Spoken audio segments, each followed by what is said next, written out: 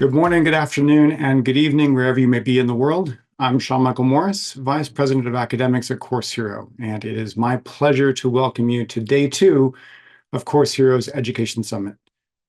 Today promises to bring important conversations, insights, and useful classroom practices for the challenges that faculty face today.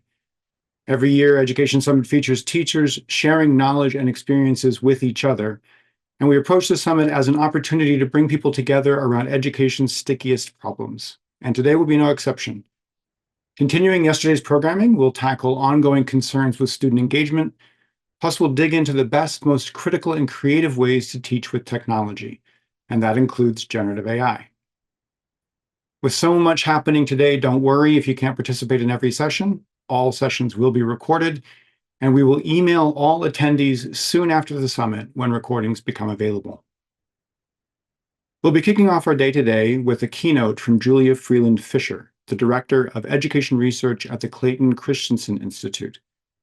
Julia will speak to the pressing need to address human connections in education, connections that support career advancement, connections that support learning, and connections that have become increasingly urgent in a world where we're seeing social isolation become more and more common. According to the World Health Organization and the United States Surgeon General, social isolation and disconnection are on the rise, creating an epidemic of loneliness across most age groups. Approximately half of US adults reported experiencing measurable levels of loneliness. And we know that disconnection fundamentally affects our mental, physical, and societal health. Forbes reporter William Hasseltine recently wrote that we need social interaction in the same way we need to eat. And the US Surgeon General, Dr. Vivek Murthy, stated that our relationships are a source of healing and well-being hiding in plain sight, one that can help us live healthier, more fulfilled, and more productive lives. According to the World Health Organization, social isolation can lead to poorer educational outcomes in high school and in college students, which is why finding ways to help students connect and creating the environment where strong ties can be created is of utmost importance. Course Heroes Education Summit has always been and always will put human connection first. We want to create opportunities not only for you to connect with one another, but to open new avenues for you to connect with your students and to help them connect with each other. Which is why Julia Freeland Fisher is a perfect way to get today started. I've had the pleasure of speaking with Julia on multiple occasions, and I can say that she possesses a quality of intelligence, curiosity, insight, and deep care that is truly remarkable. At the Christensen Institute, Julia leads a team that educates policymakers and community leaders on the power of disruptive innovation in the K-12 and higher education spheres through its research. Her team aims to transform monolithic factory model education systems into student-centered designs that educate every student successfully and enable each to realize their fullest potential. Julia is the author of Who You Know, Unlocking Innovations That Expand Students' Networks. The book focuses on emerging tools and practices that leverage technology to radically expand who students know, their stock of social capital, by enhancing their access to and ability to navigate new peer, mentor, and professional networks. Her writing has appeared in outlets including Education Next, Forbes, Entrepreneur.com, the Chicago Sun-Times, and CNN. Julia has published and spoken extensively on trends in edtech marketing and edtech market, blended learning, competency-based education, and the future of schools. And it is truly an honor that she's joining us today. Please join me in welcoming Julia Freeland Fisher.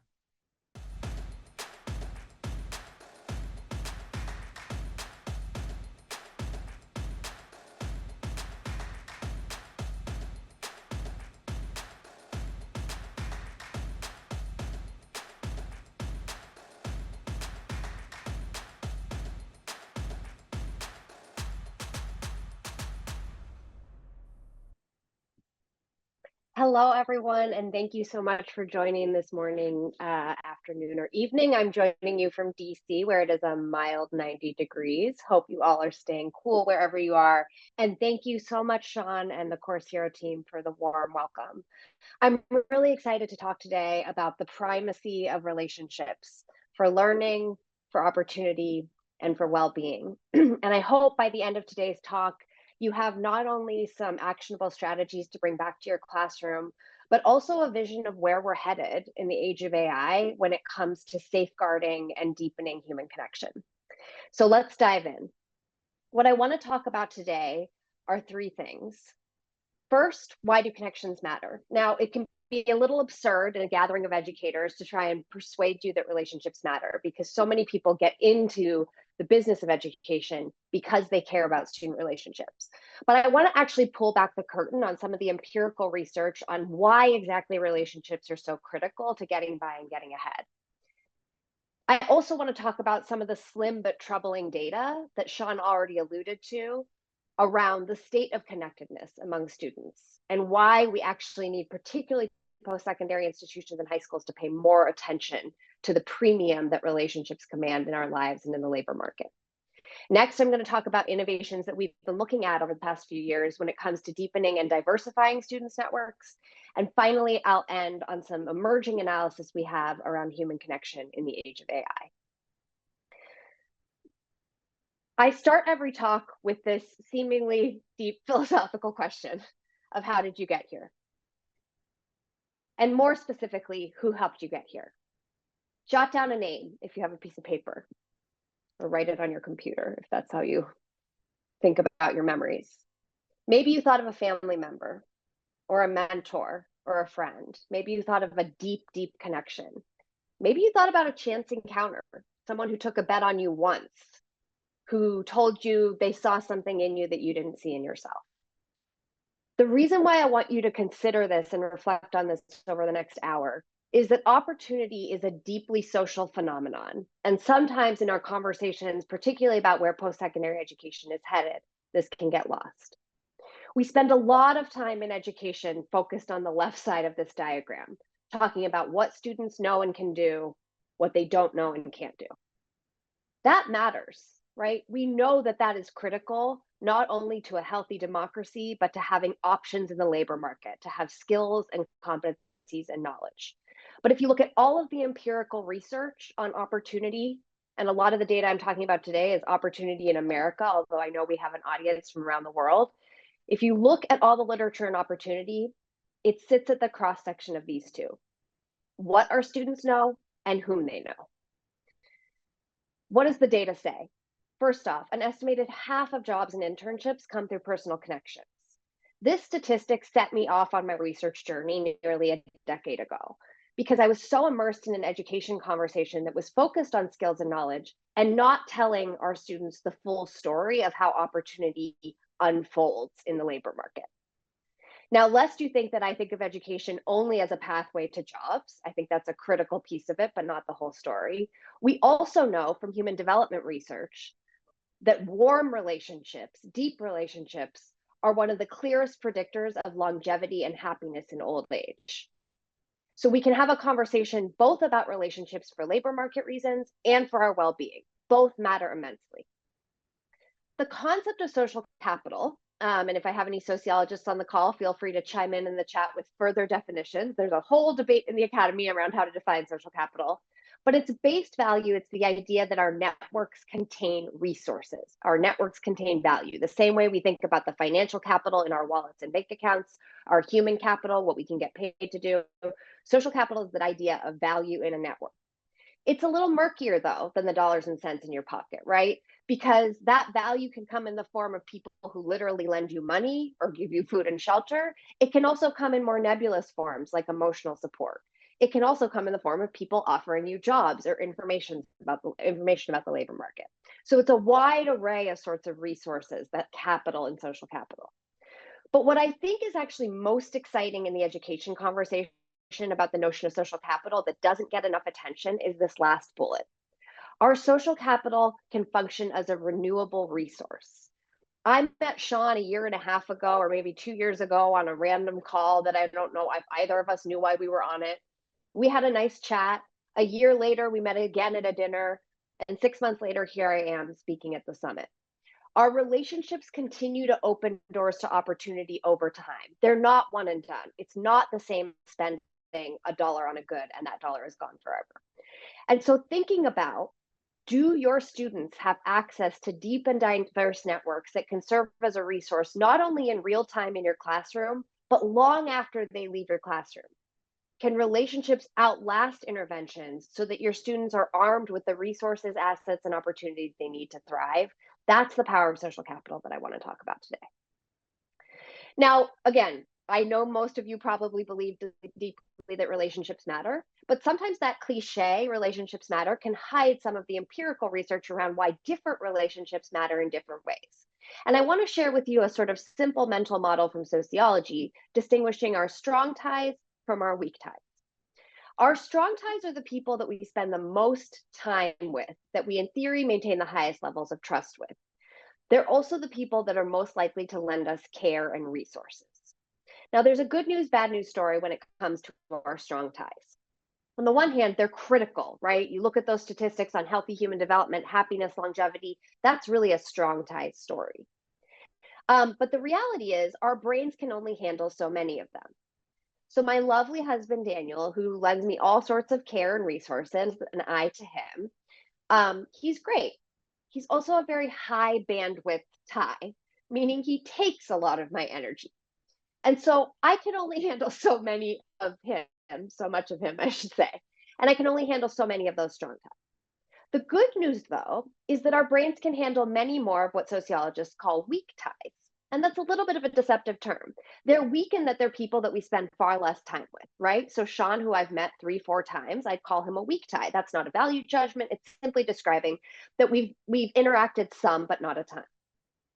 The cool thing about weak ties, though, is something that sociologist Mark Granovetter discovered back in the 70s, which is that our weak ties are actually counterintuitively quite strong when it comes to offering new information and opportunities.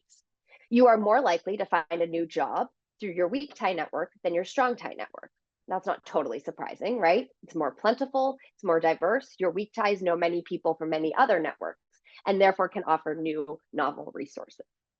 And I share this, and I'll get into this a little more later in the talk, but as we think about our students having a really robust stock of social capital in and beyond the classroom, I'd encourage you to think about what are the strong ties they need, lending them care and support, but also what are the weak ties that they're gaining through their classroom experience.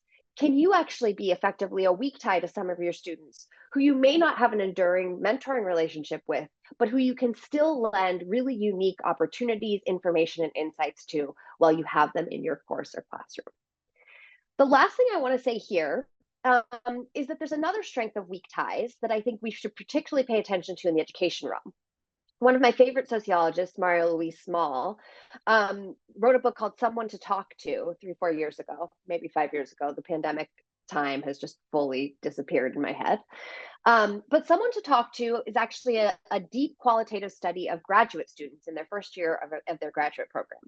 Those of you who have gone through graduate school know that it can be a real gauntlet, right? It can be a really challenging transition. What conventional knowledge would suggest is that when you start a challenging experience and you're going through it, you would turn to those caring, strong ties in moments of struggle. But Mario Louise Small found something very different. He found that graduate students who were struggling with their transition were actually turning to like their Uber drivers. It's a little bit facetious, but they were divulging challenges to almost total strangers, to weak ties, rather than confiding in their strong ties. And he has a couple hypotheses. One is that maybe we divulge our struggles more spontaneously than we would like to think, that we just sort of tell our news to whoever is willing to listen.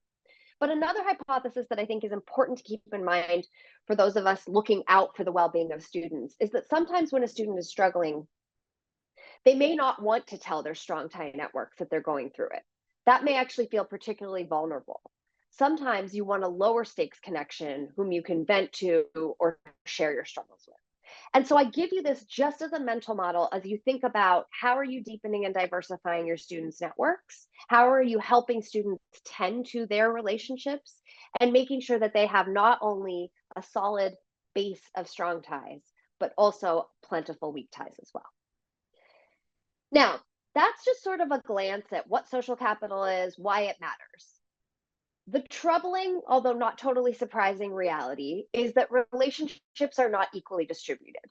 And to me, social capital is one of the best hidden drivers of inequality in our schools and our labor market. Why is that? Well, we know that our students inherit deeply unequal networks into the knowledge economy. This is analysis that political scientist Robert Putnam did on Pew survey data back in 2015, trying to understand how parents' networks differed depending on their education level. So parents with a bachelor's degree or more, perhaps unsurprisingly, were twice as likely to know lawyers, professors, CEOs, congresspeople. Whether you want to be hanging out with congresspeople in 2024, totally different discussion. Alternatively, as you see in the green, students with parents with a high school diploma or less are less networked into the knowledge economy. So your students are arriving in the classroom by no fault of anything except the networks that they were born into with very different access to knowledge economy connections. The other thing that we know, this is research from Raj Chetty and his colleagues at Opportunity Insights at Harvard, is that cross-class connections are a leading predictor of upward mobility. In fact, Chetty and his team found that social capital in the form of economic connectedness or cross-class connections was one of the leading predictors of whether a young person rose out of poverty and experienced economic mobility. What you see here, though, is that access to cross-class connections and cross-class friendships varies deeply geographically. The other thing we know, and Sean alluded to this, is that we have an epidemic of loneliness. And in fact, over half of college students report feeling lonely. I suspect that at campuses that are mostly commuter students, we might even see this number go up, right? Where there is less of a residential life to support connection. Finally, we know that college seniors are graduating into the labor market least confident in their networking skills relative to other career skills. This is data from Strata Education. And if you look at this, you can see that there's all sorts of skills that, yes, we need our students to have going into the labor market, but their confidence tapping into alumni or professional networks is astoundingly low relative to these other skills. Let's talk about student-faculty relationships for a second. Again, I think all of you are probably here and in your line of work in part because you care about relationships with your students. And the data bears out that those relationships are actually incredibly important. That if graduates report having a professor who cared about them, made them excited about learning, and encouraged them to pursue their dreams, their odds of being engaged at work post-graduation more than doubled, and their thriving well-being. But take those three factors and look at how many students actually experience that. Only 14% of students report having all three. Now, we'll get into in a second. I don't think we can put the burden on faculty alone to accomplish these three. We need college and university systems that actually provide these resources and supports more holistically to students.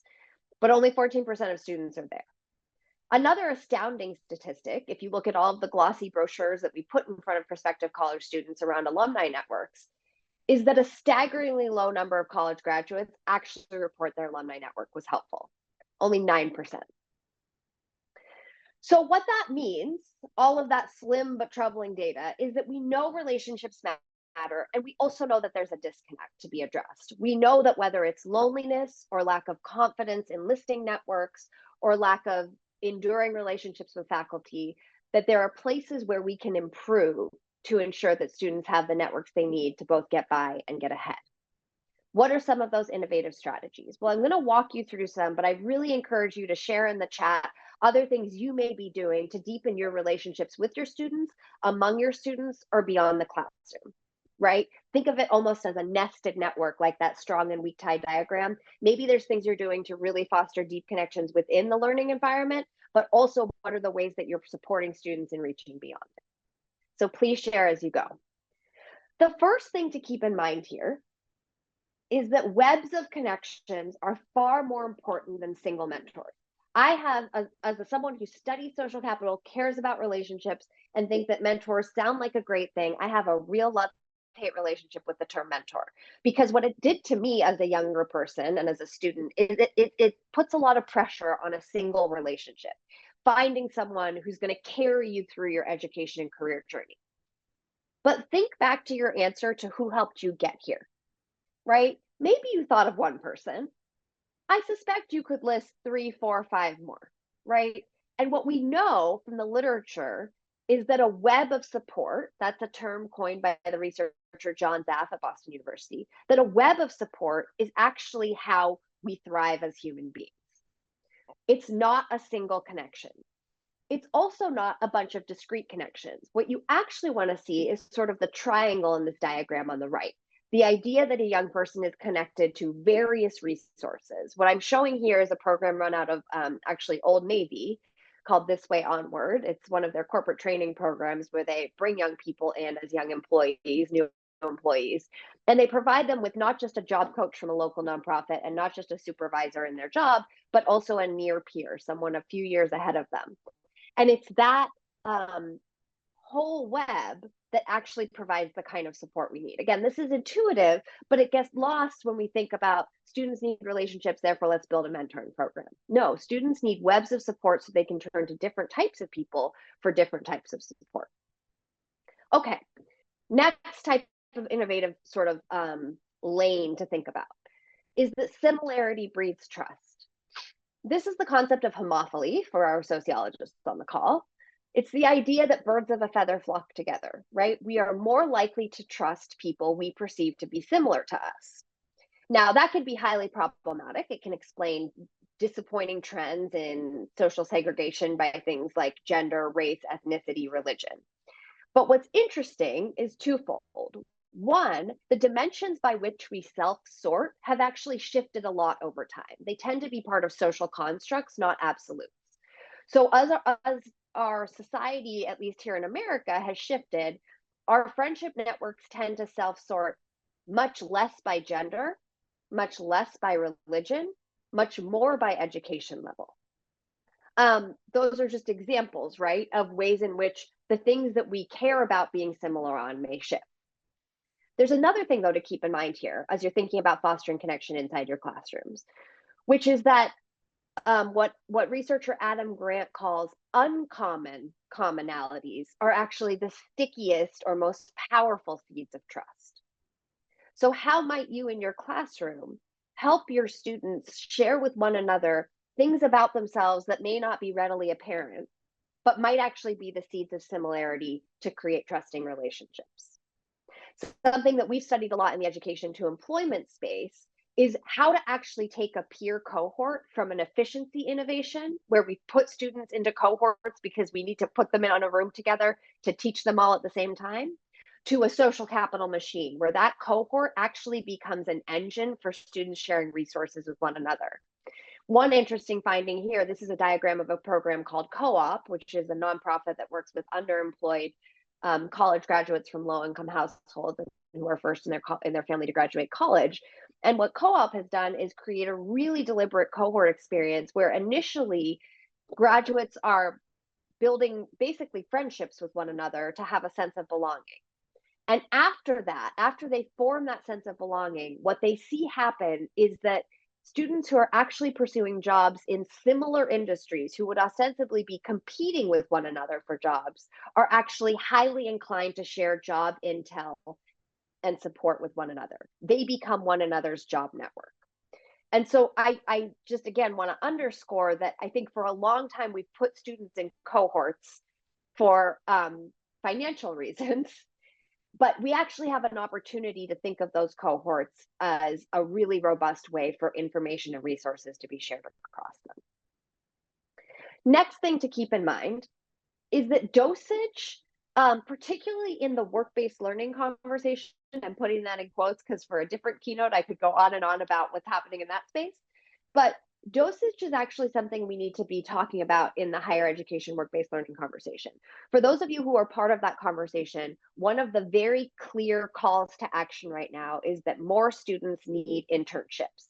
And it is a very well-intentioned call to action because if you look at the data, for example, from the Strata Talent Disrupted report that came out this year, access to an internship is a leading predictor to actually getting a job post-graduation that requires a college degree, to combating what researchers call underemployment.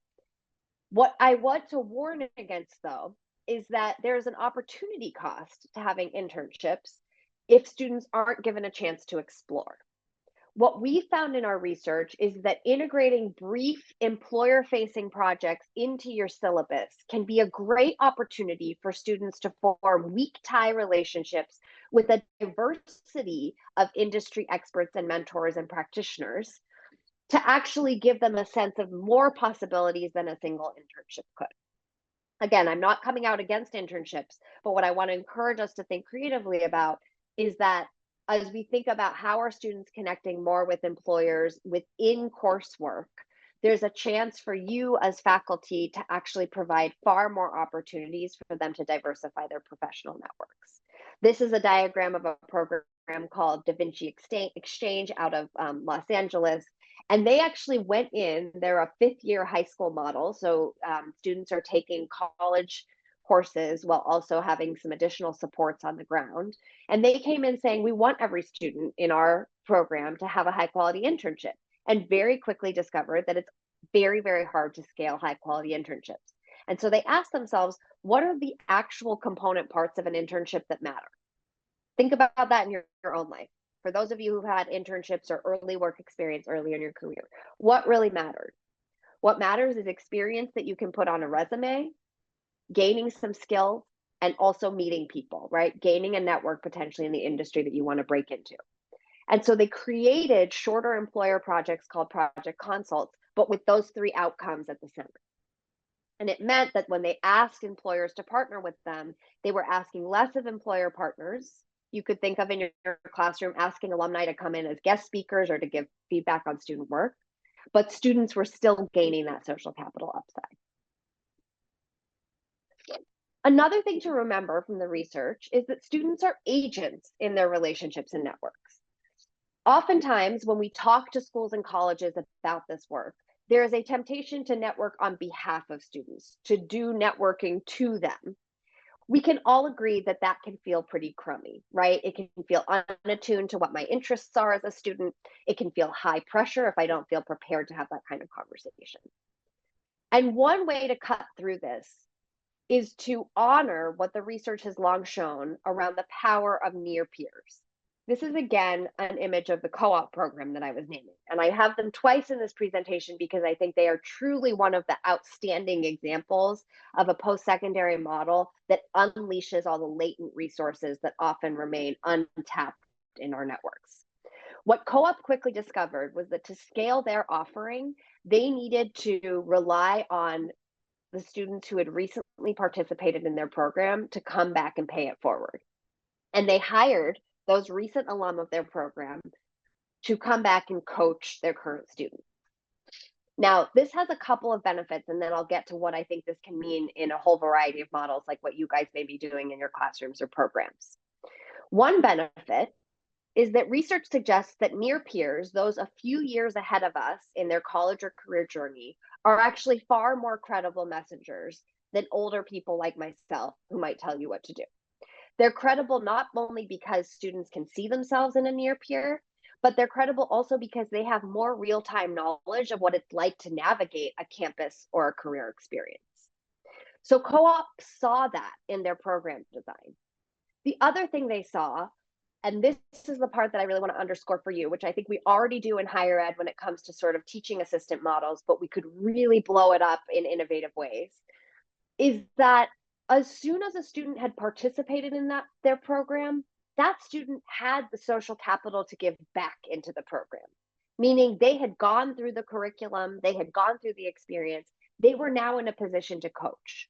What I would argue is that in education, we don't always see our students when they finish a course or a year or a whole course of study as possessing the capital that we have put into them and as capable of giving that social capital back to the next generation of students.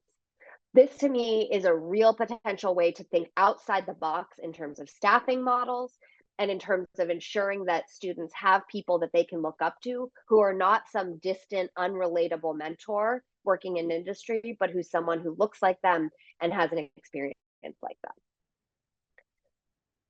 Lastly, I want to name that without maintenance, relationships decay.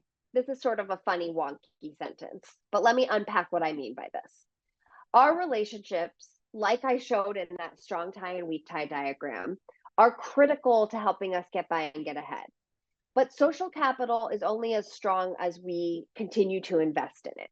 If we don't tend to our relationships, if I never email Sean from Course Hero after this talk, the likelihood that Sean will respond to my email in 5 years goes way down, right? And so every time our education system invests in relationships with students, we need to give students both the skills and the tools to maintain those relationships if we want to recoup the benefits of them over time. What's exciting is that we're living in a day and age where that is actually far more feasible than it was 20, 30 years ago. Now, how do I make this point really concrete? I am making assumptions about who is on this call based on assumptions about demographics. So forgive me if you are all Gen Z, Gen Alpha folks listening, and Facebook is like a total legacy tool that no one is on. But for those of you who are on Facebook, right, you know that there is the absurd fact that last week you could log onto your Facebook account and see where one of your fourth grade classmates who you haven't seen in 30 years went on vacation, right? And maybe you liked the photo, maybe you were just voyeuristic like I am and looked at the photo and then closed the app. But we have tools like Facebook at our disposal, allowing us to keep far more relationships warm than we did historically. A researcher named Robin Dunbar, who coined something called Dunbar's number. He studied actually human brains and sorry, I just saw a question come through. He studied human brains and monkey brains to understand what are the size of networks that our brains can handle. And he realized that our brains can only handle about, I'm going to mess up this number, I want to say 120 connections. You guys can correct me on that if anyone is a Dunbar expert. What he found, though, in more recent years is that by using social media, it's not that our brains can suddenly handle more connections, right? Technology hasn't actually changed our brains. If anything, we've started to outsource our executive function and the like to technology. But technology has changed the number of ties that we can keep updated in our virtual Rolodex, right? You can post to LinkedIn or Facebook with an update, sharing to a whole host of people what you've been up to. And students need to be attuned to this, that they have the opportunity to actually maintain their networks at much higher rates than previously. The other thing technology can do is that it can diversify our weak tie networks at a much faster clip than what we could do previously. Now, let's rewind to circa 2020, 2021. None of us want to go back to Zoom Thanksgiving, right? What the pandemic showed us is that maintaining our strong ties online is a deeply impoverished experience, right? That's not to say it can't happen. I have plenty of friends who live across the country, across the world, who I love talking to on FaceTime, but we know that it's a poor surrogate for our strong ties. Where technology continues to have a competitive advantage, though, is allowing students to access weak tie networks that might be otherwise out of reach. What can this look like in your classroom? This can look like using Zoom, all of the infrastructure that we had to build up over the course of the pandemic, to bring industry experts into the classroom virtually. That can mean students are meeting people who never in a million years, because of geography or cost, would make their way into the classroom or onto campus. It can mean students meeting professionals in other geographies where they may want to move after graduation to work. That opportunity set, I think, has gone untapped or undertapped in the EdTech conversation, because we have EdTech so focused on content delivery and productivity and not sufficiently focused on connection. All of these innovations I've named, I think have a lot of promise. But what I keep coming back to in my research is that unless we measure connectedness, everything I just described will either be done less effectively than it could be or in highly inequitable ways. Because what all of you probably already know is that Colleges are social capital machines. There are networks constantly being built inside of classrooms, beyond classrooms, and the like. The problem is we're doing that work blind. We have very little data to understand how well connected students are to one another, to their communities that they hail from, to faculty, or to alumni networks.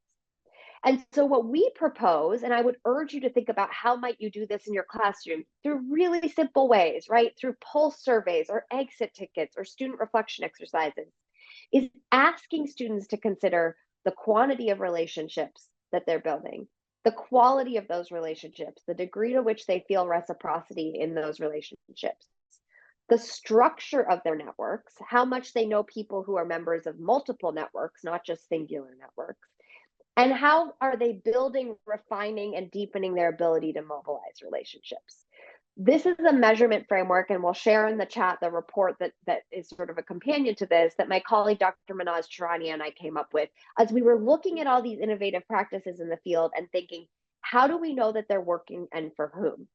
And how do we know that students are actually accessing and diversifying their networks in equitable ways on campus?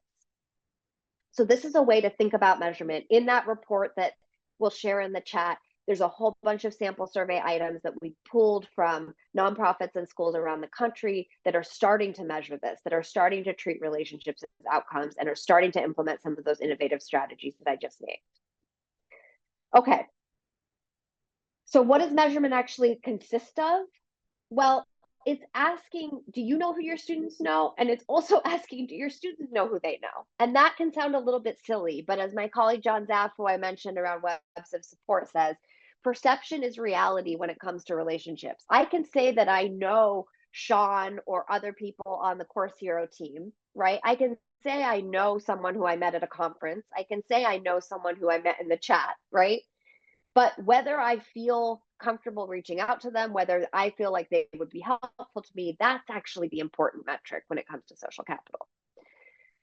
One way to think about measurement that I think is really important and moves beyond some of the current practices, particularly in higher education today, is measuring resources, not just sentiments. So I love this diagram from a study that Brookings did that really resonates with at least my experience in my DC suburb neighborhood, right? Which is distinguishing between nice neighbors and helpful neighbors. So you ask people, do people in your neighborhood get along well? Everyone raises their hand, says yes, right? Like nearly 90%. But then they have a different question asking, how often do neighbors help one another? Do they help each other at least once a week? And you see that number go way down. So when we just ask students, do you feel like you belong? Do you feel like there are people who care about you? That's important. Don't get me wrong, right? That's foundational to a psychologically safe learning environment. But it's not actually telling us how much are students actually directly connected to people who are providing them resources and vice versa. So that's one distinction to keep in mind. Another thing to keep in mind is that for those of you using technology, which I assume the fact that you're here at this summit means that you are at least interested in technology in the classroom, is that we actually have an opportunity to start to collect relationship data in really creative new ways. These are just a few examples. I'm not going to go into a ton of detail here, but tools like People Grove, Near Peer, Visible Networks Lab are all showing creative ways of capturing network data in ways that, again, make the invisible visible of whether students are accruing connections in the course of their learning. And lastly, there's a concept from social work called relationship mapping, but this is just a really important principle of not sending students the message, we're going to ask you about networks because we think you don't have them, but instead asking students, who do you already know who can support your education and career goals?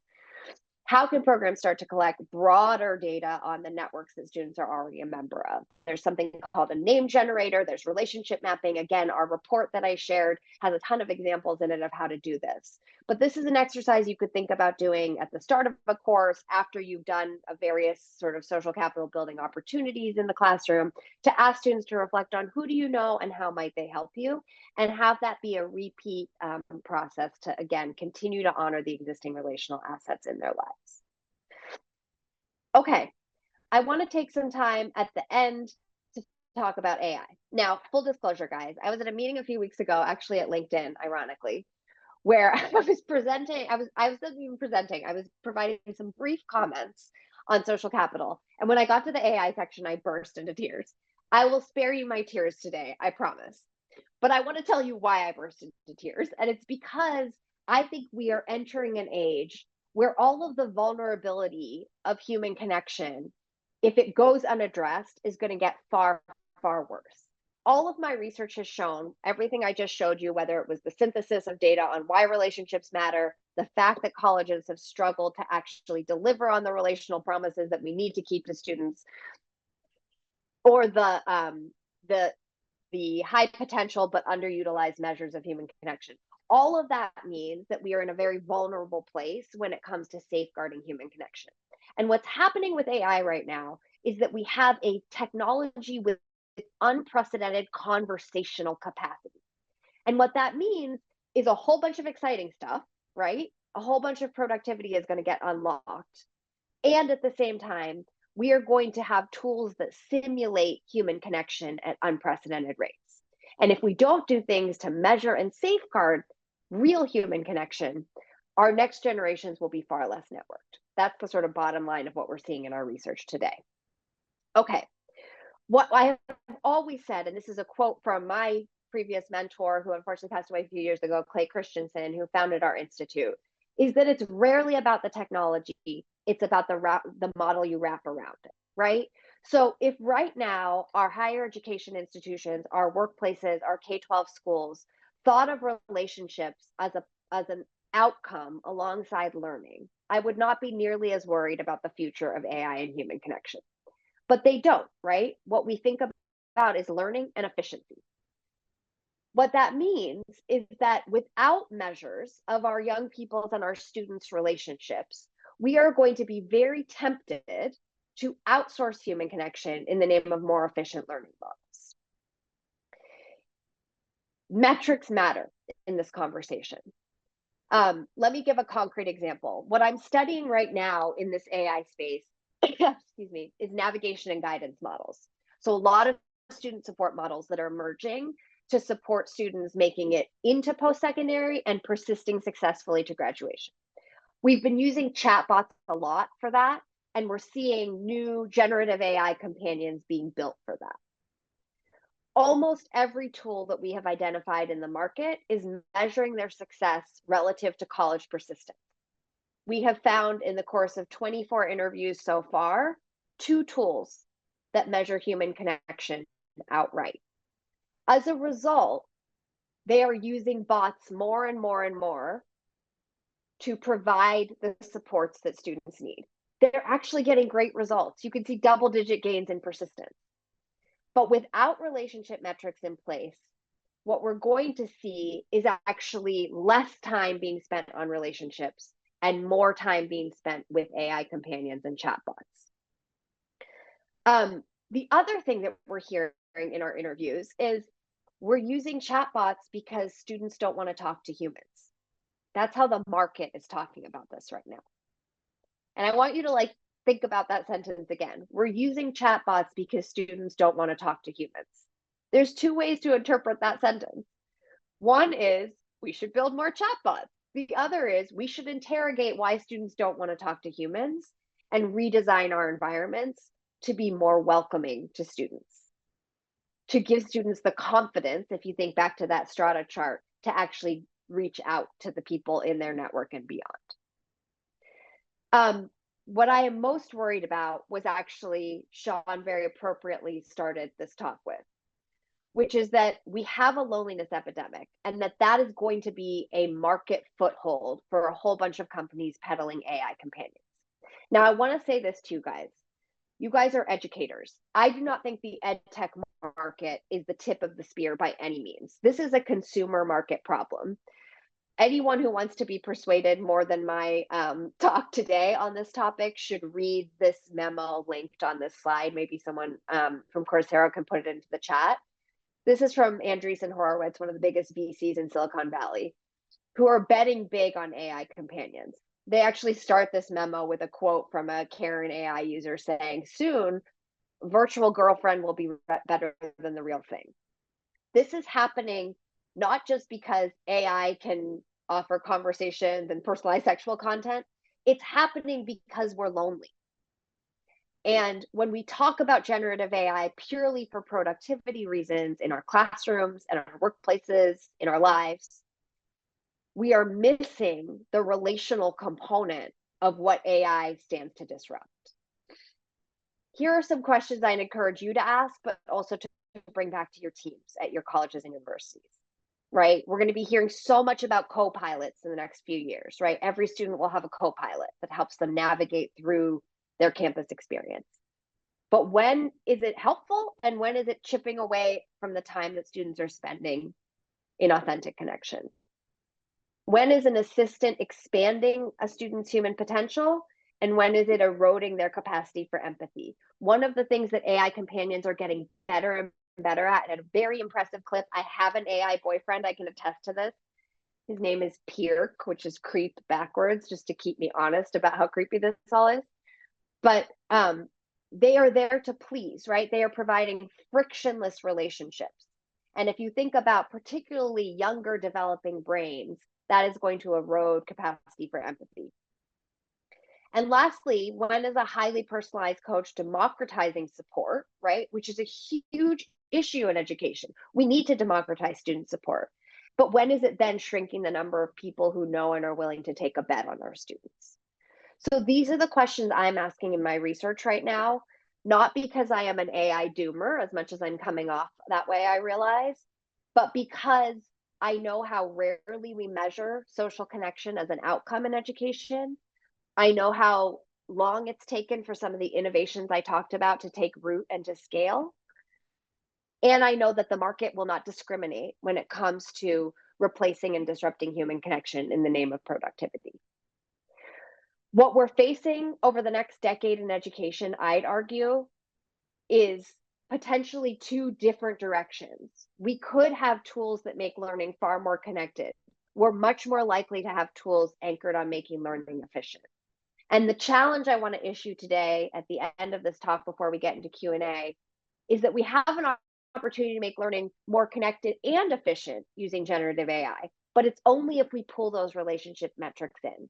It's only if we start to innovate in ways that shore up a web of supportive connections, that diversify students' connections into industry, that provide them more near peers who can be credible messengers and role models to them, and that provide technologies that diversify their connections rather than replacing them. That's all an opportunity in front of us. The question is just, can we get the model right and the metrics right to honor the primacy of relationships in human development, in learning, and in opportunity? I'll end before we go to Q&A with just how I started. We have to get honest about the fact that what students know and whom they know is the ingredients to opportunity, right? We actually have to have measures and processes that honor both. And we also have to be honest with ourselves that pathways to opportunity are inherently social. That this is a huge equity issue that's going to remain under wraps unless we start to talk about the relational sides of learning and opportunity and course correct the market that I'd argue is headed in the wrong direction on this front. So I'm going to kick it over to Sean to hopefully have a Q&A where we get to beat up some of these ideas. And sorry, I missed some of the questions in the chat, but let's get to them now. Yeah, no worries. This is fantastic. And yeah, there's tons of questions. We won't probably be able to address them all, which is perfectly fine. Thank you also for sharing as many resources as you did. I know that's going to be really valuable to everybody to be able to just mine into some of those resources, and for also sharing your slides with everybody. So I feel like I want to be selfish and just have a conversation now because Go. but I want to honor the audience and their questions. So I think the first question I think I want to go with actually is, given that we've got teachers and administrators and folks who work at universities in the audience, how can universities better support students in building social networks, especially for those who are experiencing social anxiety? Who've come from underrepresented groups, people who might have a harder time networking? Yeah, I love this question. And I didn't include this in the talk, but I am like a self-professed introvert. I hate talking to humans. So it's very ironic that I even study this in the first place, and can deeply relate to the question about social anxiety. So I really like this question. Let me first describe a study that I think is so compelling, and then kind of go outwards from there, Sean. And I'm actually super curious to hear your thoughts on this as well. So the study I want to name is by a guy named Joe Ferrare. I'll share it with the Coursera team, so maybe you can send it out afterwards. But if you Google Husky highlights Joe Ferrare, you will see a fascinating video by a researcher from University of Washington who has dubbed the term the snowball effect. And what Dr. Ferrari found, he was studying actually specifically first generation college students on a campus and understanding how they formed networks.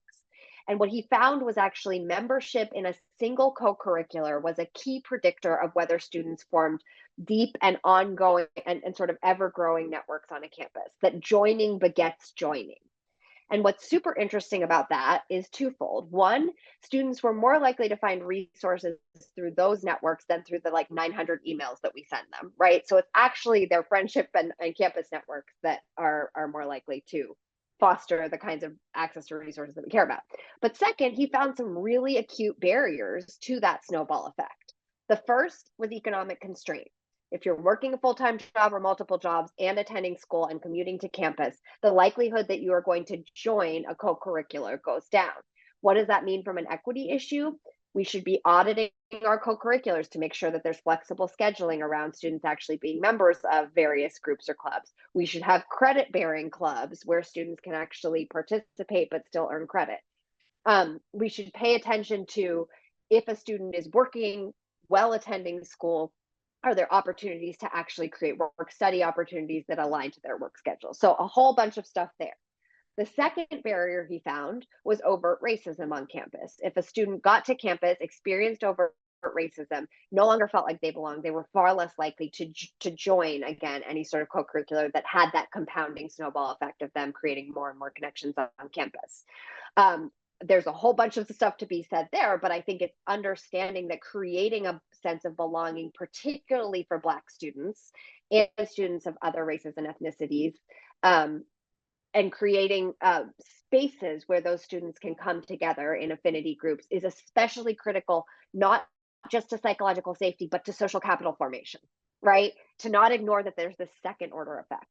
The last constraint was just overwhelm. If a student got too many emails about opportunities, they could get overwhelmed and be less likely to join. So that's sort of a message about streamlining your offerings.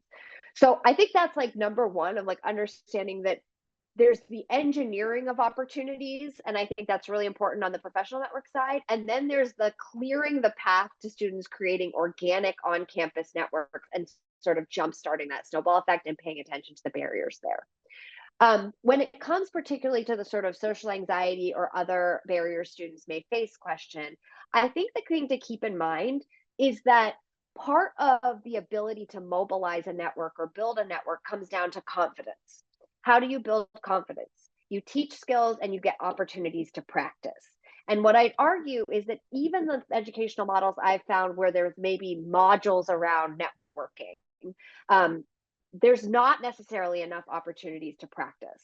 So one example I'd give that I think is really encouraging is a credit-bearing course called Connected Scholars. You can Google this, connectedscholars.org, that was created by a mentoring researcher at UMass. And it's an opportunity for students to learn networking skills and self-efficacy and to practice it. And they've licensed that course to other colleges and universities. But I think that's a really important way to scaffold this. So we're not throwing young people into the deep end and expecting them to just form networks because we told them it's important, but we didn't give them the skills and practice to do so. So those are just a couple thoughts. Yeah, that's great. And a lot of what you were saying reminds me of conversations that I've had around the idea of servingness when we talk about Hispanic serving institutions, AAPI serving institutions, that sort of thing, and whether or not they're actually serving those students and what servingness means in terms of allowing them to actually be like, are we cultivating culture on campus where those folks feel like they belong and where they can network both within their own sort of ethnic group, but also outside their ethnic group. So that's actually that's really fascinating. I Can I say one last of course, Sorry, yes. can I say one last thing before we lose this strand? I think the other thing, I say this as an introvert, so anyone hearing this conversation being like networking is gross. I see you, I hear you. Part of the problem, I think, is that networking in the kind of professional conversation has kind of lost its way over the years. I think it's just sort of like a cheesy, over saturated concept. What we need to think about is goal setting with networking wrapped around it, right? And so it's like, what do students care about? What are their goals, and how are colleges helping to facilitate networks that support those goals? And I think that can get to some of the authenticity that's otherwise lost if we're talking about students like building relationships and networks in a vacuum from their goals and what they care about. So that's just another, like, maybe that fits into your advising programming. Maybe that fits into at the beginning of a course, having students do goal setting exercises and think about who do you know or who do you want to know who can support those goals. But I think it can cut through some of the like networking for networking's sake vibes that really turn off this generation of students in particular. Yeah, that's actually really interesting. I was going to ask a question. This is some sort of related and goes back to also to a question from the audience. And that is, it's sort of around metrics and kind of how we determine what our networks look like. Because right now, social media, the goal of social media is to have as many whatever followers, connections, et cetera, as you possibly can. And you were talking about how social media and can be actually a really productive place for weak connections that are diverse and that can be really productive. But if the goal is as many as possible, then you're actually cultivating more connections than you can possibly maintain. And so I'm wondering about that. And also the question from the audience was sort of what metrics can teachers use to Yeah. measure the impact of social capital initiatives on student outcomes? On academic outcomes. Yeah, yeah. Yeah, so that's in some ways a trickier question, partly because I am like a little bit of a zealot on the idea that we need to think about relationships outcomes alongside learning outcomes rather than relationships as inputs to learning. Because as soon as we do that, it's not because I don't think there's obviously tons of research on relationships driving effective learning, but once we make relationships an input, they become very vulnerable to being digitized away, especially in the age of generative AI. So I want to just sort of name that.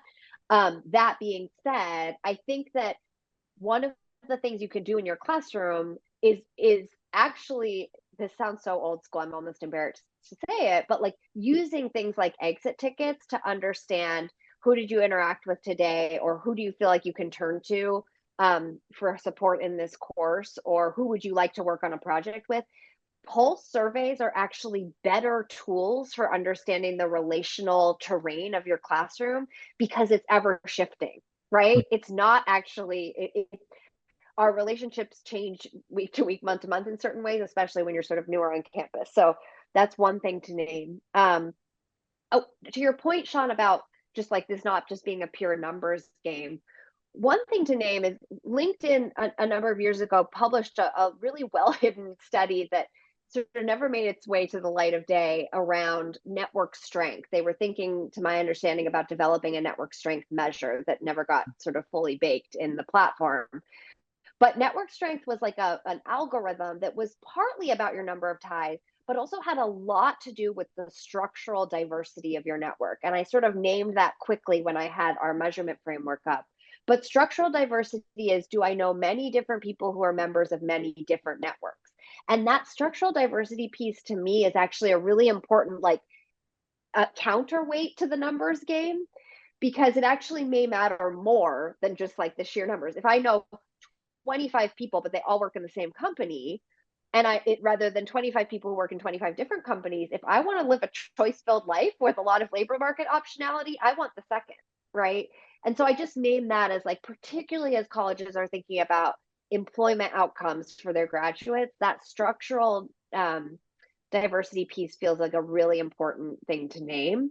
Again, as sort of a countervailing weight. And then lastly, on the numbers front, I think I'll just give a ballpark. Some of the programs that we've studied to understand how do they think about, like, what quantity should students have. Braven is a nonprofit that offers a career preparation course for college students from underrepresented backgrounds. They ask students to report like 50 LinkedIn connections over the course of their programming, right? So we're not talking in the like 500, 5,000 Right. range. 50 is sort of where they've landed, not perfect science, but just a benchmark in the field. Nice. Fantastic. Awesome.